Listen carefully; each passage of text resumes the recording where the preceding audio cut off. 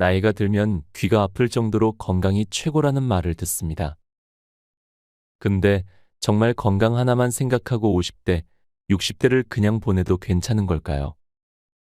한국보건사회연구원이 지난해 발표한 노인 실태 조사를 보면 65세 노인의 10명 중 2명은 우울 증상을 지니고 있는 것으로 나타났습니다.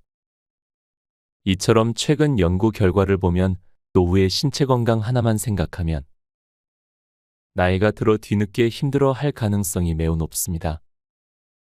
하지만 여러분, 이런 생각도 들지 않나요? 80대 어떻게 보낼지 막막하기만 합니다. 그리고 나이가 들수록 말씀대로 다 할 수 있는 게 아니더군요. 맞습니다. 젊은 사람들도 좋은 습관 만들기를 어려워합니다. 또한 우리가 80대를 두려워하는 이유는 사람은 원래 두려움의 대상으로 예전에 겪지 못했던 경험이나 눈에 안 보이는 것을 꼽습니다. 그래서 오늘은 80대에 접어들면 누구나 겪는 일을 말씀드리고 몸과 마음을 건강하게 가꿀 수 있는 방법을 소개해드리려고 합니다. 이번 영상으로 막연히 80대를 두려워했던 분들에게 밝고 선명한 노후를 보낼 수 있도록 도와드리겠습니다. 좋아요와 구독 버튼 한 번씩 눌러주셔서 저에게 작은 운들을 모아주시면 감사하겠습니다. 지금부터 시작합니다. 첫 번째, 잠이 오지 않으면 자지 않아도 된다. 나이가 들면 들수록 잠이 줄어들어 숙면을 취하기가 어려워진다. 고령자 중에는 수면 유도제를 복용하는 사람들도 많다. 하지만 수면 유도제는 잠이 잘 오게 하는 약이라서 한밤중에 깨는 사람에게는 효과가 없다. 이뿐만 아니라 잠자리에서 일어날 때 다리가 휘청거려 낙상이나 골절을 당할 위험이 있고 최악의 경우 자리 보정까지 하게 될 수도 있다. 본래 수면제는 복용할 필요가 없는 약이다. 불면증으로 죽는 사람은 없기 때문이다. 자리에 누우면 본인은 잠이 오지 않는다고 생각하겠지만 실은 자는 것이다. 밤에 잠이 오지 않는다면 낮에 자면 그만이다. 취침이나 기상시간에 얽매이기보다는 피곤하면 자고 졸리면 자는 방식이 80세가 넘은 고령자에게는 적합하다. 보약도 사람에 따라 효과가 다르듯 잠도 보약처럼 나를 도와주는 역할로 편하게 생각하자. 두 번째, 재혼하고 싶지만 허락해주지 않는다. 재산이 있는 사람이 재혼하고 싶다라고 하면 자녀들이 반대하고 재산이 없는 사람이 재혼하고 싶다라고 하면 자녀들이 축복하는 상황이다. 재산이 있으면 아버지, 재혼은 반대해요. 어차피 상대방의 목적은 재산이니까요 라고 한다. 반대로 재산이 없으면 좋은 사람을 만나서 참 다행이에요.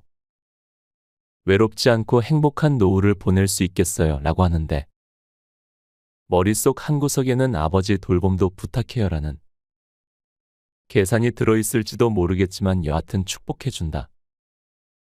어느 쪽이 행복할까? 지금까지 수많은 고령자를 만나왔는데 돈이 있어서 불행한 경우가 몇몇 있었다. 그 중에서도 자녀와 얽힌 문제가 말썽으로 앞서 말한 재혼 이야기도 그 중에 하나이다. 70대 전반까지는 재혼 의사가 있으면 자녀들을 설득해서 재혼하는 사람도 많지만 80대가 되면 자녀들의 반대에 꺾이는 사람이 늘어난다. 그리고 재혼을 포기하고 외롭게 지내다가 결국 노쇠해져서 돌봄을 받으며 생활하게 된다. 그렇다고 재혼은 반대라고 했던 자녀가 돌봄을 책임지는 것도 아니다. 돈을 남기고 사망하면 재산을 둘러싸고 자녀나 친족들 간의 싸움이 일어난다. 드라마 같은 치열한 싸움이야 드물겠지만 가족 관계에 돈 문제가 얽히게 되면 조금씩 삐거덕거리기 시작한다. 유산이 약 수천만 원 받게 되지 않는 경우도 마찬가지이다. 그것이 사람이기 때문이다. 부모가 살아있을 때는 우애 깊던 형제가 부모 사후에 멀어지는 것도 그 이유가 돈 때문인 경우가 많다. 나이가 들면 자식에게 재산보다도 물려주고 싶은 좋은 습관을 남겨보자. 세 번째, 기저귀를 부끄러워하지 않는다. 배뇨 문제로 고민하는 사람도 있으리라. 하지만 이 문제는 어쩔 수 없이 받아들이는 수밖에 없다. 배뇨를 위해 사는 것이 아니기 때문이다. 대기업 사장, 음악가, 영화감독 등 기저귀를 차고서도 사회적으로 성공한 사람은 얼마든지 있다. 기저귀로 바꾸면 배뇨를 걱정하지 않아도 되기 때문에 자기 일에 전념할 수 있고 활동 범위도 늘어난다. 배뇨 기능은 약해졌지만 그 밖에 뛰어난 능력은 아직 많이 남아있다. 한 가지 능력의 쇠퇴를 상징적으로 받아들여 이제 인생은 끝이다라고 생각하지 말고 이 능력은 약해졌지만 저 능력은 문제 없다라고 생각하며 당당해지도록 하자. 네 번째, 친구의 죽음에 직면하게 된다. 고령이 되면 배우자나 친구 등의 죽음에 직면하게 된다. 평소 사망한 사람에 대한 의존도가 높았을수록 상실감도 더 크다. 이럴 때는 어떻게 해야 할까? 마음을 단단히 먹는 수밖에 없다. 냉정하게 들릴지 모르지만 죽은 사람은 살아 돌아오지 않는다. 그렇다면 새로운 만남을 추구하거나 고독은 편한 것이라고 발상을 전환하여 새로운 즐거움을 찾는 수밖에 없다. 젊은 세대의 삶에 의외의 힌트가 있다. 요즘 젊은 사람 중에는 결혼이나 연애를 하기보다는 종일 게임을 하거나 스마트폰을 들여다보며 지내는 사람이 많다. 즉, 마음 편한 고독을 즐기는 것이다. 앞서 말한 행동 경제학에서처럼 차이에 주목하여 외롭다라고 생각하면 마음이 괴롭지만 고독은 자유다라고 발상을 바꾸면 뜻밖의 즐거움을 발견할 수 있다. 필자가 아는 어느 고령자는 아내가 사망한 후에 넷플릭스라는 온라인 동영상 서비스를 이용하기 시작했다. 그는 다 보지 못할 정도로 영상이 많아서 시간이 순식간에 지나간다. 아내가 무엇을 보고 싶어 하는지 신경 쓰지 않아도 된다. 보고 싶을 때 보고 자고 싶을 때 자니 마음이 편해서 좋다라고 말한다. 철학자 쇼펜하우어는 고독에 대해서 이렇게 이야기한다.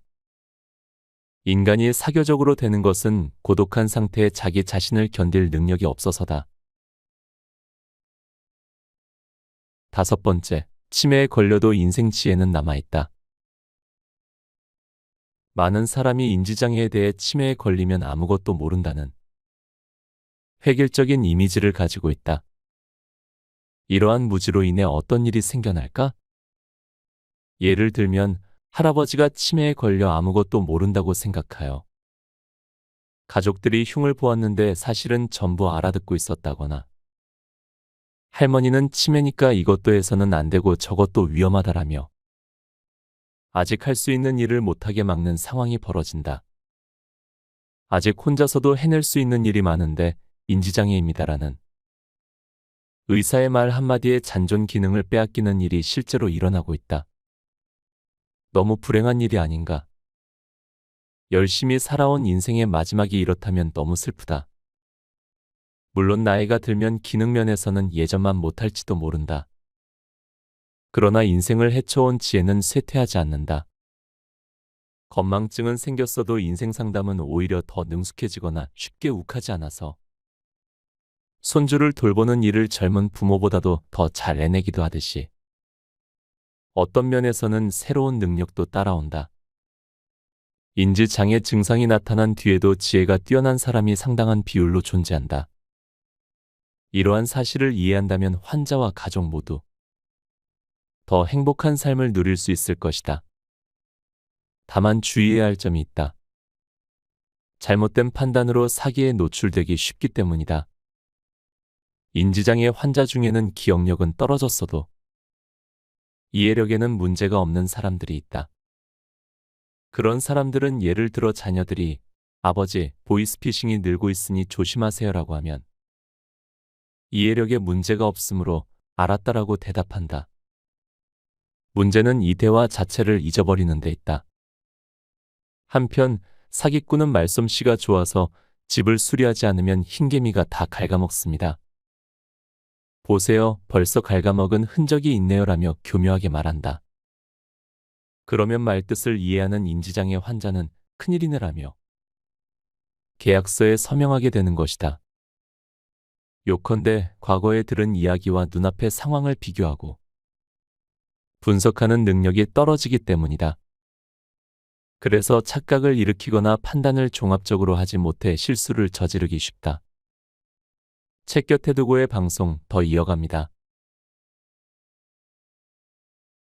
건강한 80대를 위한 6가지 필수 습관. 첫째, 운동은 몸이 힘들지 않을 정도로만.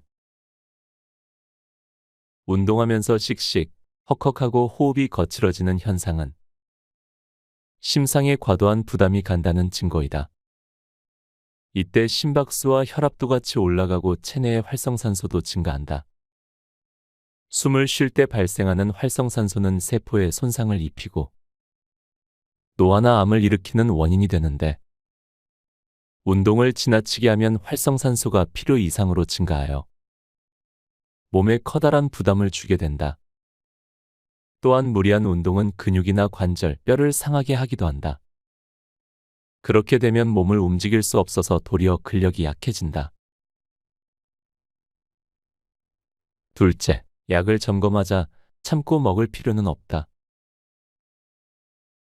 약은 독이다. 단순한 반어적 표현이 아니라 많은 의사들이 종종 놓치는 진실이다. 확실히 약은 증상을 개선하지만 약을 먹어야 오래 사는지는 알 수 없다. 모든 약을 끊으라는 말은 아니지만 적어도 검사 수치가 나쁘다라며 처방된 약은 80세가 지난 고령자라면 다시 고민해 보도록 하자. 의사가 말하는 정상 수치에 너무 얽매이지 않아도 된다. 일상생활의 활동 수준이 떨어지지 않을 정도로만 약을 복용하길 권한다. 만약 약을 먹고 몸이 좋지 않다라고 느낀다면 참고 먹을 필요가 없다. 셋째, 인간관계를 점검한다. 싫은 사람과는 어울리지 말라. 80대가 되면 자연히 싫은 인간관계로부터 해방될 수 있다. 좋아하는 사람이나 마음이 맞는 사람을 정기적으로 만나는 것이 이상적이지만 대개는 누군가를 만나는 일이 점점 귀찮아져서 외출을 꺼리게 된다. 이러한 경향은 남성 호르몬의 감소와 관련이 깊어서 남성들에게서 특히 두드러진다. 80이 넘은 고령자에게 사람들과의 만남은 양날의 검과도 같다. 심신의 건강과 노화 예방을 위해서는 사람들과의 교류가 중요하지만 무리한 교류는 오히려 적잖은 스트레스가 되기 때문이다. 직접적인 만남은 아니지만 인터넷에 자신의 의견을 올리거나 취미와 관련된 정보를 공유하는 방법도 있다. 어쨌든 무리한 교제는 그만두고 스트레스가 없는 관계는 지속한다. 넷째, 불량 노인이어도 된다. 사람 좋은 척하면 건강이 불량해진다. 불량이라 해도 70대, 80대가 되면 10대 같은 자포자기적인 행동은 하지 않을 것이다. 여태까지 사람들의 눈치를 살피고 사양하느라 하고 싶은 일을 참으며 살아왔다. 튀지 않아야 살기 편하기 때문이다. 그런데 80세가 넘은 사람이 참거나 무리하게 되면 몸과 마음이 지치고 건강이 나빠진다. 지금까지 애쓰고 고생하며 살아왔으니 앞으로는 원하는 대로 살아보자. 나는 불량 노인이니까 라고 웃으며 말한다면 주변에서도 이해하리라. 많은 일들이 편해지고 살아가기가 수월해진다. 다섯째, 먹고 싶은 음식은 마음껏 먹는다. 먹고 싶은 음식을 참는 사람이 많다. 먹는 양을 줄이고 달고 짠 음식을 피하고 기름진 음식을 삼가는 풍경은 흔하다. 비만은 건강을 해치고 염분, 당분, 지방은 3대 해악이라는 사고가 사람들의 상식이 되었기 때문이다. 하지만 과연 그럴까? 먹고 싶다는 욕구는 몸이 원한다는 뜻이기도 하다. 고령자는 장기 기능의 저하로 식욕이 증가하는 경우가 있다. 예를 들면 염분이 그렇다. 사람은 나트륨이 없으면 살지 못하는데 나이가 들면 신장이 염분을 과도하게 몸 밖으로 배출하여 혈액 속에 염분이 부족해지는 현상이 나타나기도 한다. 신장에는 나트륨을 저장해두는 기능이 있어서 체내에 나트륨이 부족해지면 배출을 멈추고 모아두는데 노화로 인해 저장 능력이 떨어지면 배출을 막지 못해서 염분이 부족하게 된다. 염분 부족은 저나트륨 혈증을 일으키기 쉬우므로 이를 막고자 몸이 염분을 요구하는 것이다. 식사량도 마찬가지이다. 거듭 말하지만 통통한 사람이 장수한다는 데이터는 넘치도록 많다. 살집이 있을 때 컨디션이 좋다는 사실을 파악한 몸이 뇌를 통해서 먹고 싶다는 신호를 보내는 것이다. 확실히 60대 정도까지는 지나친 염분 섭취나 과다한 체중이 건강을 해치는 원인이 되기도 한다. 하지만 80세를 앞두고 있다면 이러한 상식은 일단 접어두자. 먹고 싶은 음식을 참으며 체중 조절하기는 스스로 수명을 깎는 행위이다. 영양 부족은 노화를 촉진하는 분명한 요인이기 때문이다. 물론 억지로 섭취할 필요는 없지만 먹고 싶다 하는 생각이 들면 참지 말고 먹도록 하자. 자기 몸에 솔직한 목소리 듣기는 80세가 넘은 고령자에게는 최고의 건강법이다. 사람의 몸은 생각보다 만듦새가 좋으니 자기 몸을 믿어보자. 참고로 앞서 언급한 저나트륨 혈증은 의식장애나 경련 등을 일으킨다.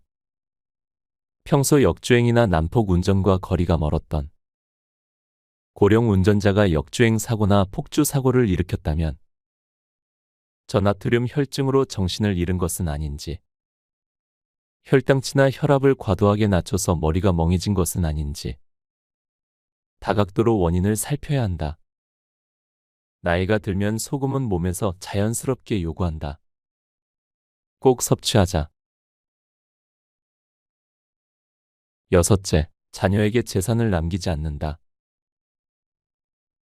80세 정도가 되면 많은 사람이 이른바 마지막 준비로 고민하게 된다.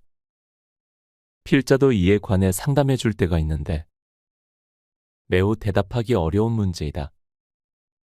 왜냐하면 가족 문제나 금전 상황의 개인차가 크기 때문이다. 딱 한 가지만 조언한다면 이렇다. 남은 돈이 있다면 끝까지 안심하고 살 수 있도록 마지막 준비했으면 어떨까?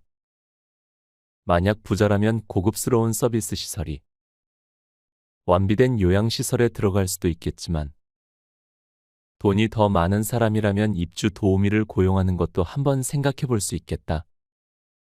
자기 집에 그대로 머물면서 돌봄을 받을 수 있으니 최고의 방법이다.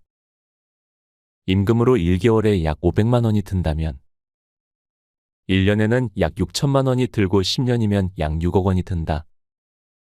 엄청난 금액이지만 지불할 수만 있다면 괜찮은 소비라고 생각한다. 거듭 말하지만 자녀에게 돈을 물려주는 일은 권하지 않는다. 자기가 모은 돈은 자기가 다 쓰는 것이 제일이다. 호화로운 묘지를 조성하는 사람이 있는데 이는 어떨까? 자식들은 성묘하러 올지도 모르겠지만 손자대가 되면 또 모를 일이다. 산소에 가면 황폐한 무연고 묘지가 여럿 있는데 같은 처지가 될 우려가 있다. 그럴 바에는 자치단체 등에 기부하여 후세에 도움이 되는 편이 낫다. 부모가 시골에 계시는 경우에 필자가 가족들에게 자주 하는 조언이 있다. 바로 이웃 사람들에게 고개를 잘 숙이라는 것이다. 예를 들면 다소의 금전을 곁들여서 우리 부모님 좀 잘 지켜봐 주세요라고 부탁하는 방법이다. 처음에는 돈은 필요 없다라며 사양하겠지만 항상 감사해서요라고 말하면 대개는 흔쾌히 받아들인다. 이웃 사람들이 부모를 신경 써주면 자녀들도 안심할 수 있다. 부모를 도시로 모셔오거나 일을 그만두고 시골로 가야 할 경우와 비교해보면 다소의 지출은 오히려 저렴하다. 돈으로 해결하라는 의미가 아니다. 감사하는 마음을 형태화했다고 생각하자. 부모가 자녀에게 돈을 꼭 남기고 싶다면 유산의 형태로가 아니라 내가 죽을 때까지 안심하고 살 수 있도록 이 돈을 잘 써주렴이라고 당부하며 자신들이 건강할 때 건네는 방법도 있다. 무엇보다 중요한 건 나의 재산은 내가 지켜야 한다는 점이다. 곁에 두고의 짧은 생각. 우리 모두는 시간이 흐를수록 자연스럽게 나이를 먹어갑니다. 그 과정에서 가끔은 오래 살고 싶다는 생각을 하곤 합니다. 하지만 정말 중요한 것은 단순히 오래 사는 것이 아니라 몸과 마음이 건강하게 나답게 살아가는 것임을 알았습니다. 저도 사실 평범한 직장인에서 유튜버가 되는 것이 나답게 살아가는 것임을 몰랐습니다. 작년 2월 서점에서 무작정 샀던 책 2권이 책 곁에 두고의 시작이었습니다. 그리고 이렇게 살아가는 것이 정말 나를 존중하는 것이구나를 알았습니다. 사실 저는 구독자분들에 비해 젊은이라서 나답게 살아가는 것이 가능한 것일 수도 있습니다.